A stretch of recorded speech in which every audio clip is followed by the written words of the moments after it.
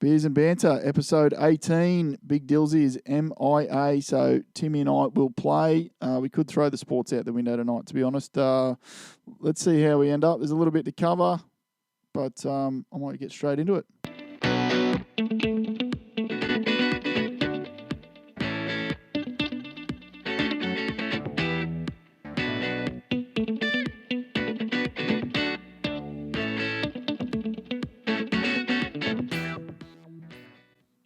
Righto, bear with me, folks. I'm just going to get Timmy on the line. He's dialing in tonight. There's been a bit of a backlash. All the people at home have wanted to know where he is. He's been missing, but here he is. Hopefully, you're on the line there, Timmy. I'm here, mate. I'm picking you up loud and clear. Righto, if we can get you to talk deep into that phone, we'll deeper the better, I think. Beautiful. So, mate, we're gonna cover sports, mate. Sports, I'm excited. You covered it. You watched all the sports over the weekend, I'm hoping? Everything. You ask me anything sports related, and I'll be able to answer it. Just anything. Throw anything at me right now. Did you see the big announcement? John Wayne Parr is going to fight Anthony Mundine. I did. Yeah? I did, because you messaged me and said, hey, Tim, check this out. But you knew that. That was an easy one. Righto. We seem to be having a few sound issues, but you there? Yeah. I'm, you hear me?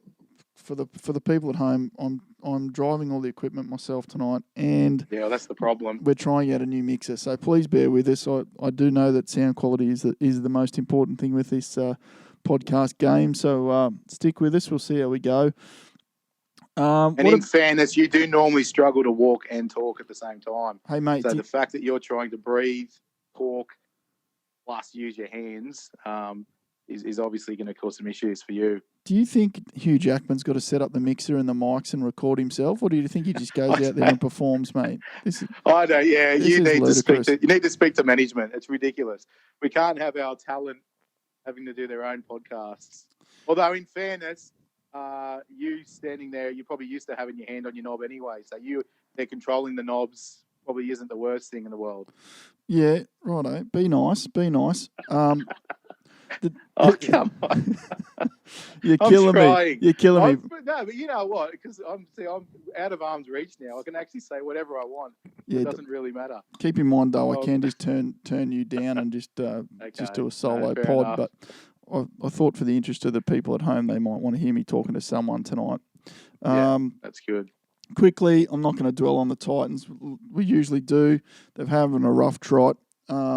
I think it was noticeable that there was a little bit of improvement there, but they come up against a well-oiled Melbourne team on the weekend. Did want to note it's come out that Brennan was seen packing his desk 2 days before he was sacked. So I think there's a lot of speculation as to what happened there. I'm hearing he walked himself, and also hearing that the Titans players were fairly happy with it.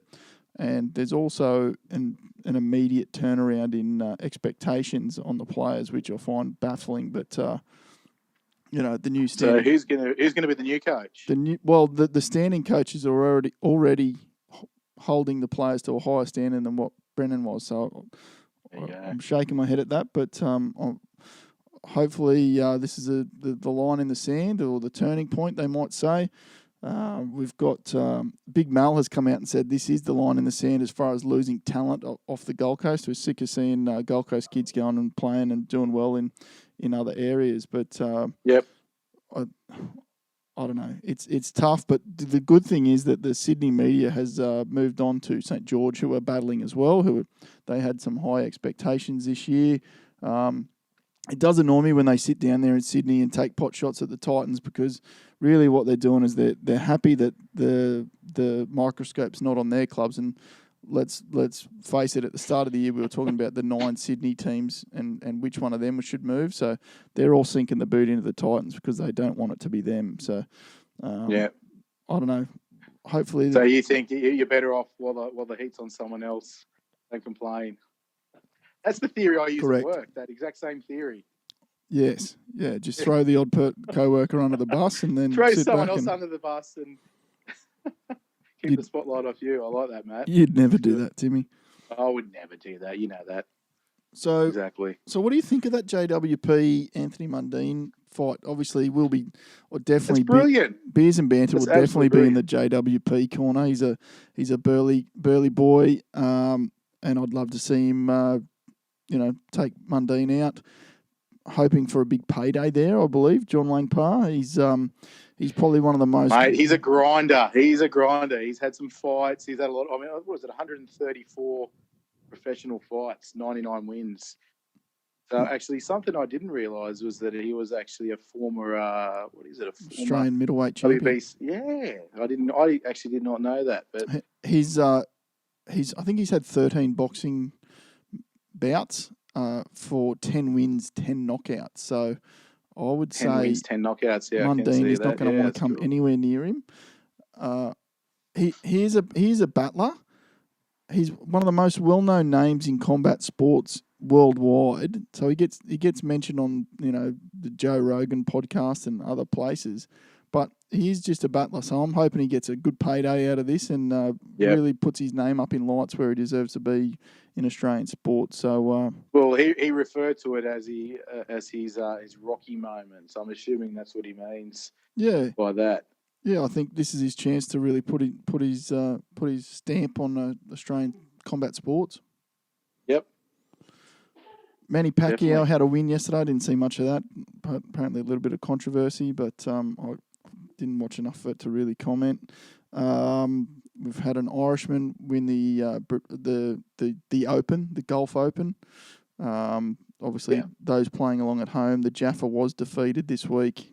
Junior picked all the footy games, so Richmond, Rabbitohs and Raiders all got up, but unfortunately we did need Adam Scott to make the top 20 there, and he didn't make the cut, unfortunately. So hopefully Junior will be back next week with his Jaffas. Another one down. Yeah. I'm trying to tally up how much money has been sunk into the Jaffa so far. I think we've spent about $1,500 trying to raise 1,000. So that's crazy. Yeah, the accountants aren't happy at the moment, which doesn't make sense. I mean, you'd assume gambling would be a sure thing. So I'm not sure where we're going wrong with that fundraising. I think we're really proving to our fans at home that you should gamble responsibly, and there is no easy way to a fortune other than turning up for work and getting paid, I guess. Yep. In podcasts, apparently. Maybe we should try poker machines. Maybe we should feed 100 into a poker machine every week and see how that goes. No, I think you should let me have a random bet. We couldn't do any worse, let's be honest. Off your track record. Again, we might as well be taking $10 roughies. Trying to nail it. But he did have a good week this week, Junior. He did pick the 3 footy games. So if we had gone with just the footy games, we probably would have picked up a couple $100 there. But not to worry. Eventually I'll be allowed to show my face at the surf club again. You do not want to go anywhere near there. You haven't got long either. When's the season start? Yep. We've sign on is coming up in a couple of weeks and proficiency. So you have not got long. Yeah. I'm thinking about starting a GoFundMe page. So all the listeners at home, if you'd be happy to chip into a GoFundMe page, just hit us up on our social media and let us know, and we might get that started. That's a good idea for a good cause. It is going to a good helping cause. Out the kids while bailing you out of the big hole that you dug yourself. Correct. I promise him so you're sort of really that you're helping two groups. And let's be honest, good lesson for the kids. If you get into gambling trouble, just ask people online for money. Like what could go wrong? And they'll help you out. Yeah, exactly. That's perfect. All right. Well, I don't know. We did say Dilsey is MIA, and he normally stops us talking science. So I'm just going to cut the sport. I'm going to cut the sports away there, folks. And it was the 50th anniversary over the weekend of the moon landing, or should I say alleged moon landing. Here we go. I'm still sitting on the fence, to be honest. Matty, loves a good conspiracy theory. All the documentaries I saw over the weekend, not one of them proved to me that they even went there. Is that right?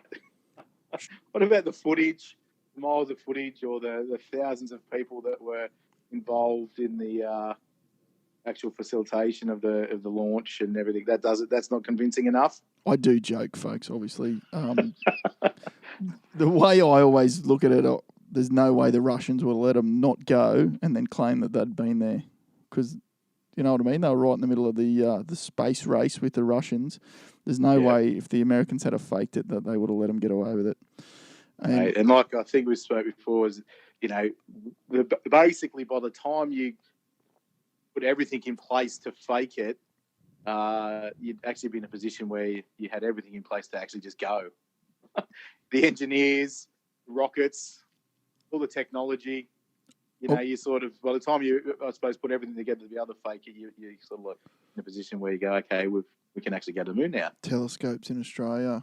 What about, I read something this morning that the titanium that was used on that craft came from Queensland. It was mined up at Inskip Point, up near Rainbow Beach. Go. So there's a bit of Queensland left on the moon. So there you have it.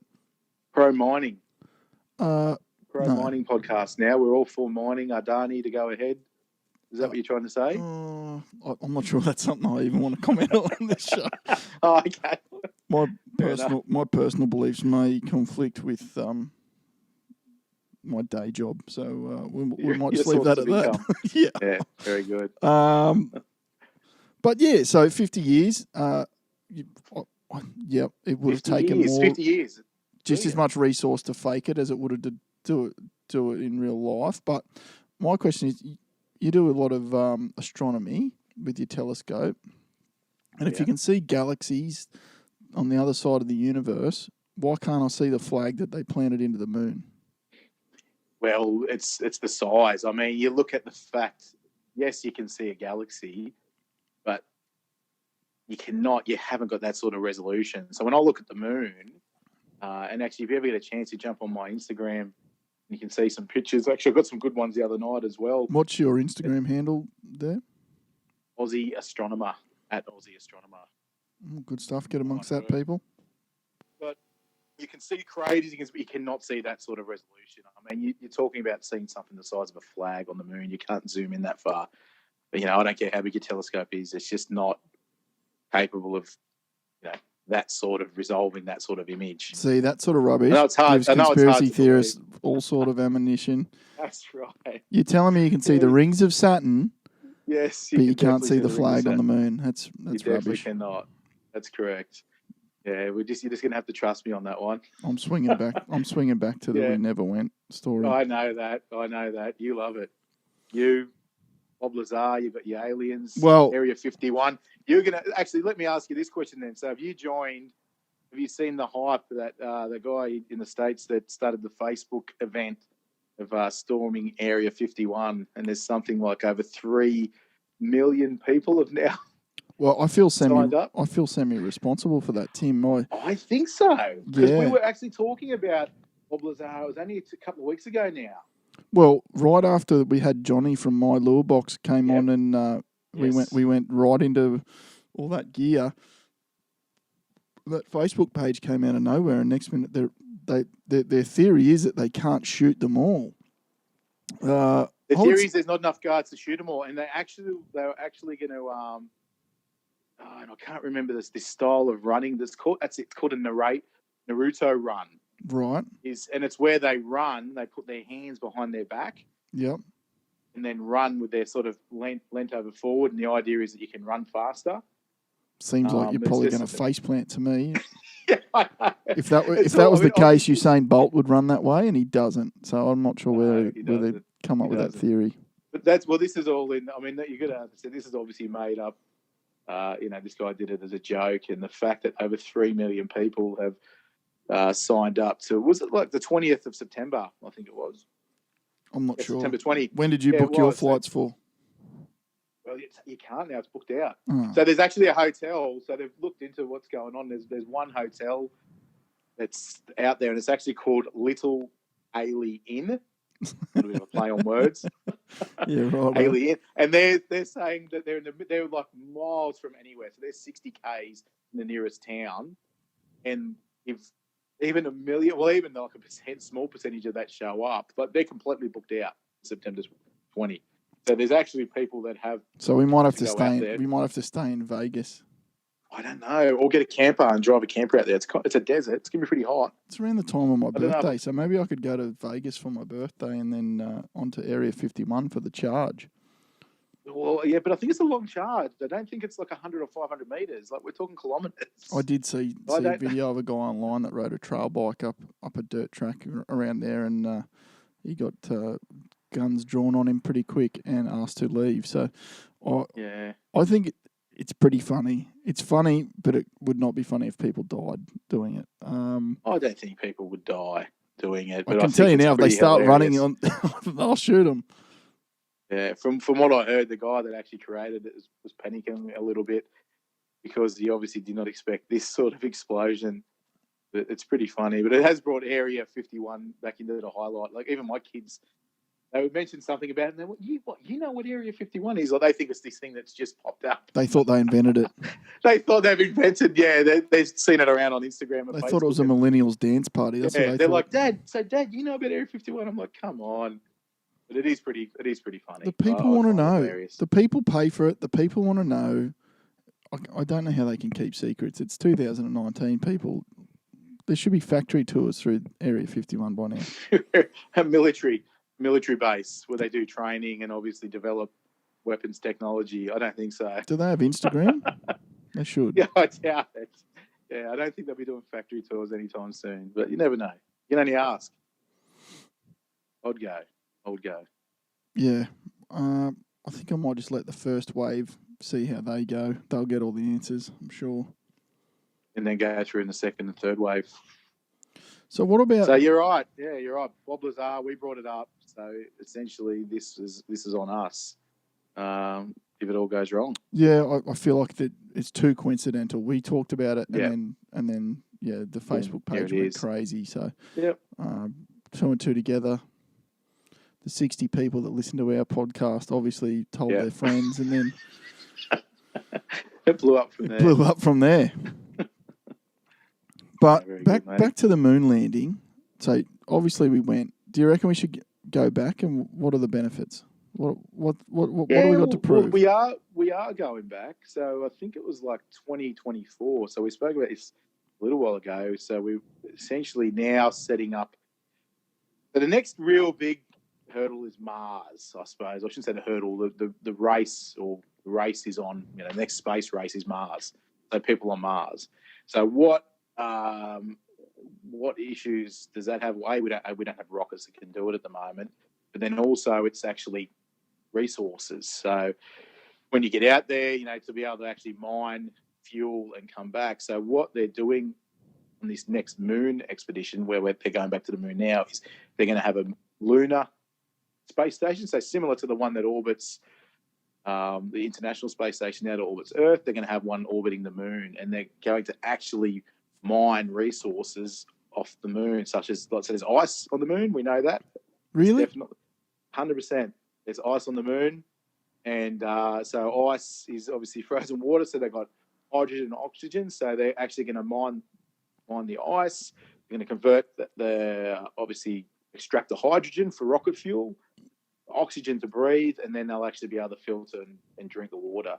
That's just water alone is massive, and it's not, I think, to look at that in isolation, it's not really worth it, but it's not so much that is their goal. It's the fact that if they can be able to actually go and implement this on the moon, then they could potentially do it on Mars. So I think what they'll be doing I think the whole idea behind this whole going back to the moon isn't so much about launching expeditions from the moon, although they will be doing that. It's more about harnessing this, being able to go to another planet, and to be able to actually mine resources to sustain life. So oxygen, it's a bit closer to practice techniques that they're going to need for other worlds. 100%, because you could imagine if they were to do the same thing on Mars, that they could obviously then go out there, water, separate, hydrogen, rocket fuel, and then be able to actually come back home. So that's a big. What about the theory I sent you the other night? What was that again? So, remind me. So what if we've already destroyed Mars? What if that's where we actually used to live? We destroyed it, and then the only two people left, Adam and Eve, flew in a spaceship or a spacecraft to Earth. The impact killed the dinosaurs. Yep. And but they survived. A couple of thousand years later, here we are. Bada bing, bada bang, bada boom. Mars is no longer habitable, and we're wrecking Earth. Yep. Look, I think that's highly likely. It's starting to fill a lot of gaps, I'm telling you right now. It's starting to fill a lot of science gaps. It's definitely filling something. Oh, we've got a message in. Yeah, sorry about that, folks. No, that's all right. Real amateur hour this week. Sorry about that. Yeah, look, I don't know if I'd take that line, but definitely, they're heading to the moon, being able to launch expeditions from the moon, but it's more about, I think, learning to mine and, I suppose, extract resources from, other planets. I think that's what it's all about. To be honest with you, it's more about that, because we already know that the distances that we need to cover, there's going to be other ways to be able to hop between planets and actually, mine resources and then keep going and mine resources and keep going. So, the distance is still huge, but having that ability to do that obviously, allows longer stays and all that sort of thing. So is the moon flat as well? Is it just a flat disc? Is that why we only ever see Is that why we only ever see the same face of the moon all the time? No, it's not. It's not flat. The moon's definitely not flat. Have you ever you've seen it through? Have you seen it through a telescope? Yeah, it's round. It's a round disc. Yeah, but have you seen the craters and the? Well, there's impact marks. Yeah, sure. We've seen all that, but it's not a sphere. Yeah, I only ever see the same face of it all the time. Yeah, that's correct. That's just the way it rotates around Earth. That doesn't mean it's flat. What about Jupiter, Saturn? Have we ever seen the other sides of them? Yeah, they spin around. They're completely different. CGI. Yeah, it's a projection on the dome. Yeah, it's just that's all. They just put that all up on the top of us. Yeah. So you're still a flat Earth believer? Is that what you're telling me? No, I'm not. But I like to joke. Stir it up. I just want to know why I see the same face of the moon all the time, and apparently it's something to do with we've got this. We rotate at the same speed or something. So we it's always do. facing That's exactly right. Yeah, it's obviously all these. That's exactly right. That is the explanation of it. But, and something that interests me, that the sun actually does hit all sides of the moon. So it's not that, we just don't see, I suppose, what we call the backside. It's not the dark side. The backside, the far side. Yeah.